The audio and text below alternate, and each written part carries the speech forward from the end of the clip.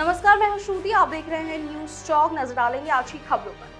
कश्मीर के श्रीनगर में आज से G20 टूरिज्म वर्किंग ग्रुप की मीटिंग शुरू हो गई है। बैठक में चीन समेत 5 देश शामिल नहीं हो रहे हैं। हालांकि समिट के लिए अन्य विदेशी डेलीगेट श्रीनगर पहुंच गए हैं। एयरपोर्ट पर पारंपरिक वेशभूषा में कश्मीरी युवतियों ने इनका स्वागत किया। इससे पहले G20 इंडियन प्रेसिडेंसी के चीफ कोऑर्डिनेटर हर्षवर्धन ने कहा, इस मीटिंग में शामिल होने वाले डेलीगेट्स यहां आकर देख सकेंगे कि धरती पर स्वर्ग कैसा होता है। टूरिज्म वर्किंग ग्रुप की यह मीटिंग 22 से 24 मई के बीच होगी। एक रिपोर्ट के मुताबिक कश्मीर के युवाओं को पूरा भरोसा है कि इस मीटिंग के बाद कश्मीर के फॉरेन टूरिज्म की तादाद काफी तेजी से बढ़ेगी। पाकिस्तान और चीन को कश्मीर में इस मीटिंग के होने की से दिक्कत थी। पाकिस्तान तो इस ऑर्गेनाइजेशन का मेंबर नहीं है। वहीं दूसरी तरफ चीन ने भी इस मीटिंग में शिरकत करने से इनकार कर दिया है। चीन का कहना है कि यह विवादित क्षेत्र है, किसी भी प्रकार की G20 बैठक का पूरी तरह से विरोध करता है। चीन के इस बयान पर भारत ने आपत्ति जताई है। भारत ने पड़ोसी देश को जवाब देते हुए कहा है कि वह अपने क्षेत्र में बैठक आयोजित करने के लिए पूरी तरह से स्वतंत्र है। भाजपा सांसद और रेसलिंग फेडरेशन के पूर्व अध्यक्ष ब्रजभूषण शरण सिंह की नार्कोटिक्स की चुनौती को रेसलर्स ने सोमवार को स्वीकार कर लिया है। बजरंग पूनिया ने कहा है कि हम सभी किसी भी टेस्ट के लिए तैयार हैं, लेकिन इसे सुप्रीम कोर्ट की निगरानी में करवाया जाए। नार्कोटिक्स लाइव हो ताकि सवाल और जवाबों को पूरा देश सुन सके। ब्रजभूषण ने रविवार को कहा था कि मैं अपना नार्कोटिक्स पॉलीग्राफी और लाई डिटेक्टर टेस्ट कराने के लिए तैयार हूं, मगर मेरी शर्त है कि मेरे साथ ही विनेश फोगाट और बजरंग पूनिया का भी यह टेस्ट होना चाहिए। वह मीडिया बुलाकर इसका ऐलान करें, जिस पर बजरंग पूनिया ने कहा है कि सुप्रीम कोर्ट इसमें संज्ञान लेते हुए अपनी निगरानी में नार्को टेस्ट करवाएगा। साथ ही नार्को टेस्ट लाइव होना चाहिए ताकि पूरे देशवासियों को पता चल सके कि ब्रजभूषण से किस तरह के सवाल पूछे जा रहे हैं और उस पर उसका क्या जवाब मिल रहा है।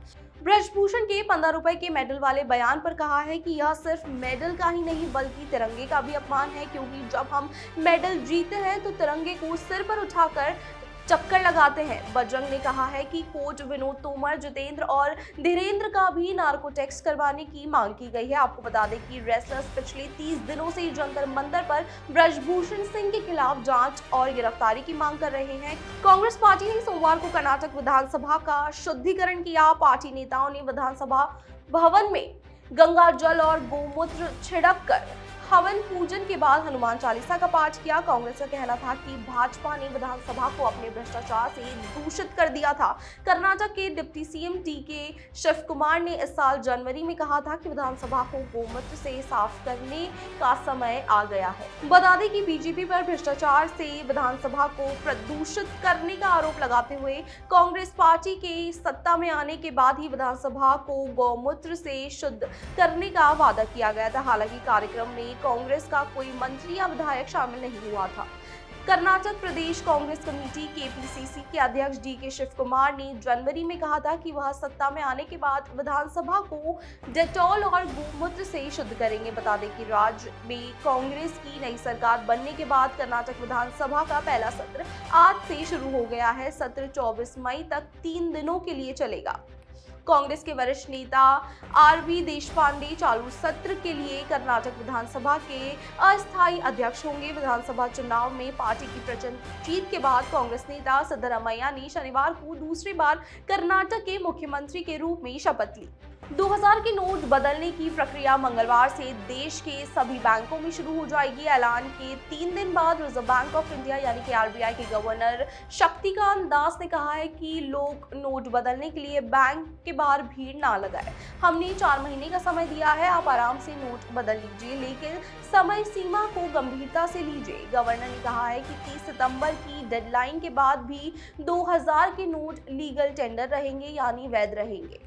RBI ने 19 मई को 2000 रुपए के नोट बंद करने का ऐलान किया था। RBI ने 30 सितंबर तक ऐसे नोटों में बदलने या अकाउंट्स में जमा करवाने को कहा था। RBI ने सोमवार को एक और गाइडलाइन जारी की, जिसमें बैंकों में कहा गया है कि गर्मी को देखते हुए वो लोगों के लिए छायादार जगह और पानी का इंतजाम करें। कितने नोट बदले गए हैं और कितने जमा किए गए हैं, इसका भी रोजाना का हिसाब रखें। वहीं बैंक की गाइडलाइन के मुताबिक आप एक दिन में 20,000 रुपए यानी कि 2000 के 10 नोटों को बदल सकते हैं।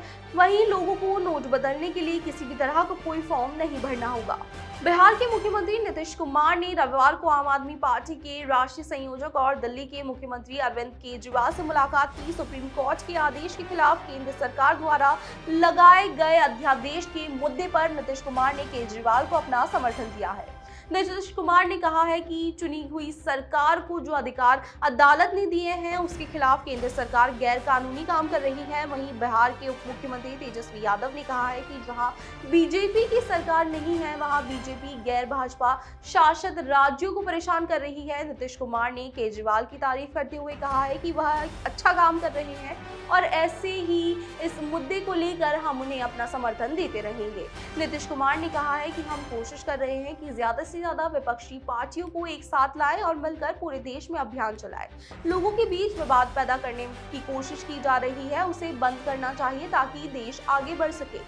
हम केजरीवाल के साथ हैं, पूरे तौर पर जो केजरीवाल कहेंगे हम वैसा ही करेंगे। उन्होंने कहा कि दिल्ली के मुख्यमंत्री अरविंद केजरीवाल केंद्र के अध्याय के विरोध के लिए विपक्षी नेताओं को एकजुट करने की कोशिश कर रहे हैं। वह इस मुद्दे पर बात करने के लिए ममता बनर्जी से मिलेंगे। उन्होंने कहा कि मंगलवार को मेरी ममता बनर्जी के साथ बैठक है, उसके साथ ही मैं देश के सभी पार्टी अध्यक्ष से मिलने जाऊंगा।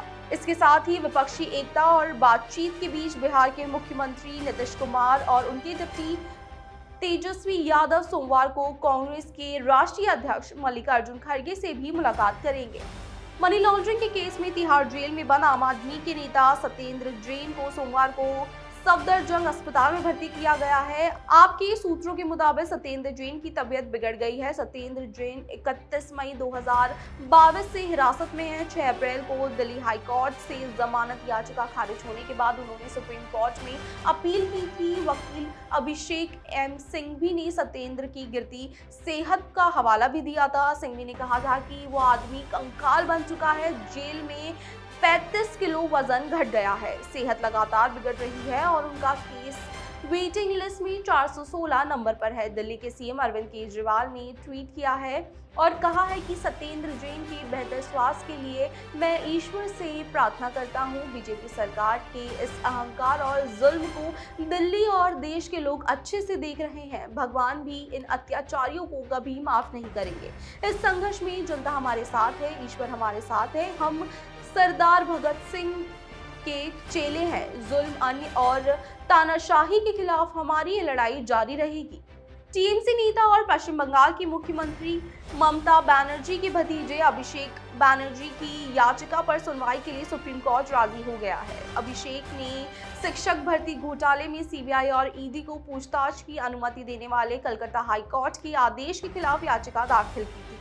दरअसल कलकत्ता हाई कोर्ट के आदेश के बाद सीबीआई ने 20 मई को अभिषेक से 9 घंटे पूछताछ की थी। पूछताछ के लिए जाते समय ही उन्होंने कहा था कि वे सुप्रीम कोर्ट में अपील करेंगे। सुप्रीम कोर्ट ने सुनवाई के लिए 26 मई की तारीख दी है। पूछताछ के बाद बाहर आकर अभिषेक ने कहा कि यह सीबीआई और मेरे समय की बर्बादी के अलावा कुछ नहीं है। हम दिल्ली के बॉसेस के पेट डॉग नहीं बनेंगे, इसलिए हम टारगेट किया गया है। नोटबंदी पर अभिषेक ने कहा कि अब वोटबंदी का जमाना है, नोटबंदी से कुछ नहीं होगा। वोटबंदी 2024 में होगी। कर्नाटक के परिणाम 2024 में फिर से दोहराए जाएंगे। जेनिफर बंसीवाल और मोनिका भदौरिया के बाद अब तारक मेहता का उल्टा चश्मा में रीटा रिपोर्टर का किरदार निभाने वाली एक्ट्रेस प्रिया आहूजा ने भी असित पर गुस्सा निकाला है। मीडिया को दिए गए एक इंटरव्यू में प्रिया ने बताया कि असित मोदी ने उन्हें मक्खी की तरह शो से बाहर निकाल दिया था। एक्ट्रेस ने शो में कलाकारों के लिए बेहद खराब माहौल के बारे में भी बताया है।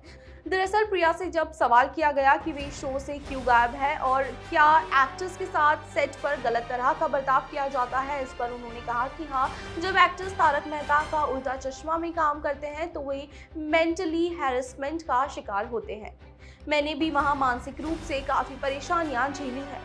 बलिया में सोमवार सुबह गंगा नदी में नाव पलटने से एक बड़ा हादसा हो गया। गंगा में 30 सवारियों से भरी नाव पलट गई। नाव पर सवार सभी लोग डूबने लगे। आसपास के नाविक और गोताखोरों ने लोगों को बचाना शुरू किया। कुछ लोग पीपा पुल की रस्सी पकड़कर खुद को बचाने में सफल रहे, जिसके बाद 6 लोगों को पानी से निकाला गया, जिन्हें अस्पताल लेकर जाया गया। जिसमें से 3 महिला को चिकित्सकों ने मृत घोषित कर दिया, जबकि एक महिला को वाराणसी रेफर किया गया है। वहीं 2 महिलाओं का इलाज जारी है। हादसा फेफना थाना क्षेत्र के मालदेपुर घाट पर हुआ। घटनास्थल पर DM Ravindra Kumar, SP Rajkaran near सहित कई आला अधिकारी सुबह से ही मौजूद हैं। विक्की कौशल और सारा अली खान 2 दिन से राजस्थान में हैं। आज दोनों जयपुर की सड़कों पर घूमते नजर आए। इस दौरान हवा महल पहुंचे दोनों ने यहां जयपुरी जूतियां भी खरीदी। दोनों स्टार्स को देखने के लिए हवा महल के सामने भीड़ लग गई। दरअसल सारा अली खान और विक्की कौशल फिल्म जरा हटके जरा बचके को प्रमोट कर रहे हैं। विक्की और सारा फिल्म के प्रमोशन के लिए विभिन्न शहरों में जा रही हैं। सोमवार को सबसे पहले दोनों जयपुर शहर के आइकॉनिक सिनेमाघर राज मंदिर में पहुंचे। जयपुर राइट्स के बीच अपनी फिल्म के गाने तेरे वास्ते को रिलीज किया। इस गाने पर परफॉर्मेंस दी। दोनों को डांस करता देख हर कोई तालियां बजाता रहा। इस गाने पर विक्की और सारा ने रोमांटिक डांस परफॉर्मेंस भी दी। इसी के साथ आज की खबरों में बस इतना ही। बने रहिए न्यूज़ चौक के साथ।